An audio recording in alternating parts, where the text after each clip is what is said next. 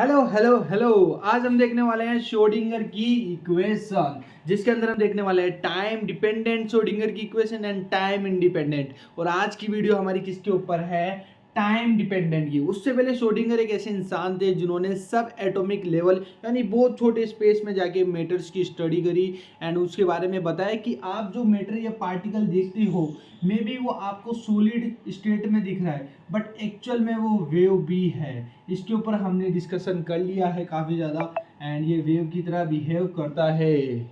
Yes जो आप अभी स्क्रीन पे मैं दिख रहा हूँ, मैं सॉलिड हूँ, एक्चुअल में मैं एक वेव हूँ। यस मेरे दोस्तों, एंड इसी के अंदर इनका एक शानदार एक्सपेरिमेंट है, आपने भी सुना होगा। इसकी एक कैट थी, ठीक है। इन्होंने क्या करा उस एक्सपेरिमेंट में, ध्यान से सुनना। एक बॉक्स था, ठीक है। उस बॉक्स में उन्होंने अपनी एक कैट को रखा, ठीक है, और यहाँ से रेडियो एक्टिव वेव्स को उन्होंने छोड़ा, ठीक है, रेडियो एक्टिव वेव से, ठीक है, पॉइजन टाइप थी। तो इसके अंदर क्या होता था कि बॉक्स पूरी तरह से क्लोज है, आपको नहीं पता कैट के अंदर क्या चल रहा है, इस बक्से के अंदर क्या चल रहा है, वी डोंट नो। तो अब बाहर से बंदा क्या बताएगा, या तो वो जिंदा है या मर गई, क्योंकि रेडियो एक्टिव धीरे धीरे जा रही है अंदर एंड कब वो अपना दम तोड़ देगी हमें नहीं पता। तो cat can be alive and dead until the box was open. जब तक बॉक्स को ओपन नहीं किया जाता तब तक हमें नहीं पता है कि वो जिंदा है या मर गई है। तो ये जब हमें नहीं पता है कि क्या वो जिंदा है अलाइव है, तो एक तरह से वो दोनों स्टेट में है, वो अलाइव भी है और डेड भी है।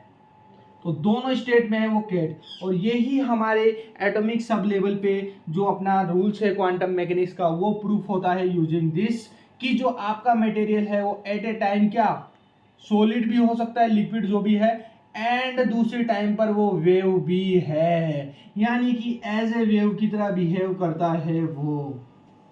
ठीक देख पा रहे हो? That's why we can do the time travelling and many more things, black hole, white hole, बहुत सारी चीजें, wormhole. So we can understand using this Schrodinger equation, जिसके अंदर हम देखने वाले हैं आज टाइम डिपेंडेंट, बोलो मेरे साथ, टाइम डिपेंडेंट श्रोडिंगर की इक्वेशन। तो आ जाओ। हम देखने वाले हैं श्रोडिंगर की wave equation, that is time dependent one dimension Schrodinger की वेव इक्वेशन, जिसे बोलते हैं STDE। ओके, सो इसमें क्या हो रहा है, बेसिकली एक पर्टिकुलर मास का पार्टिकल है जो वो आपका एक्स डायरेक्शन की ओर मूव ऑन कर रहा है किसी एक कंजर्वेशन फोर्स फील्ड के अंदर। तो हमने ये वेव फंक्शन पढ़ा था, यानी कोई भी वेव है, कोई भी पार्टिकल की वेव है,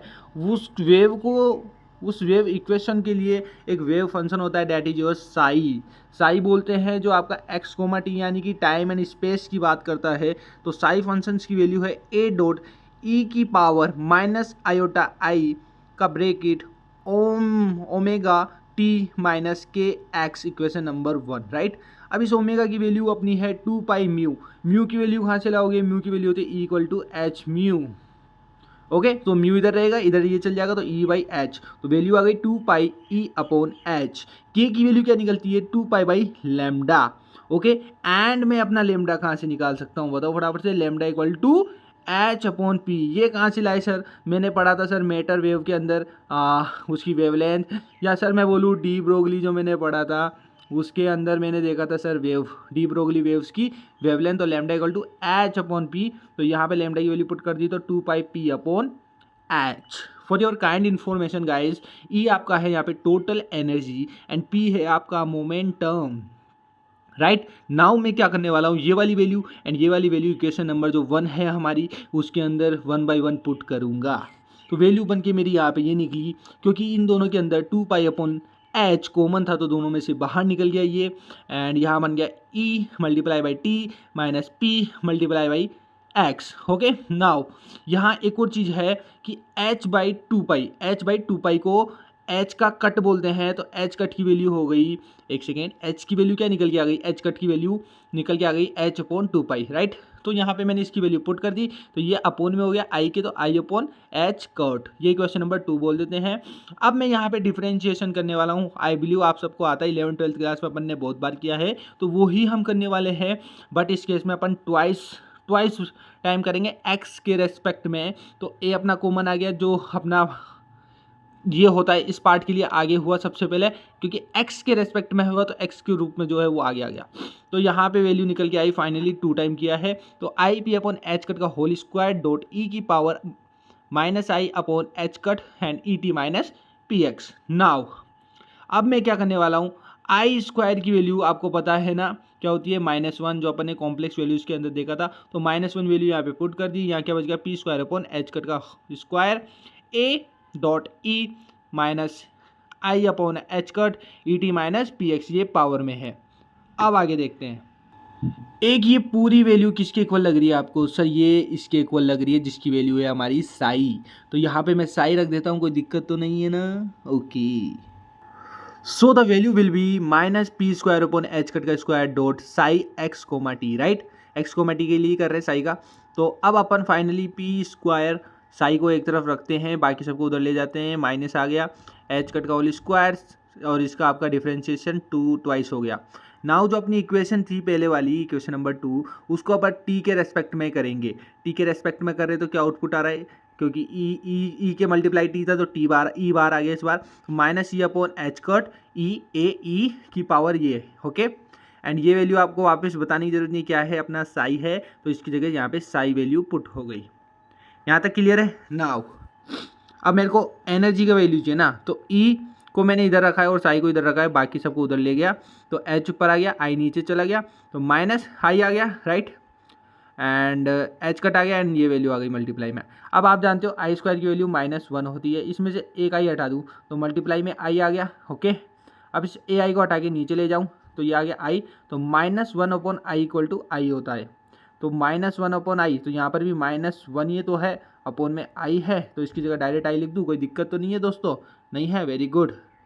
तो यहाँ पर आई आ गया ओनली, तो आई एच कट एंड अपना डिफरेंशिएशन साई का with respect to time. So this is your energy वाली इक्वेशन आ गई, जिसमें मल्टीप्लाई में साई है।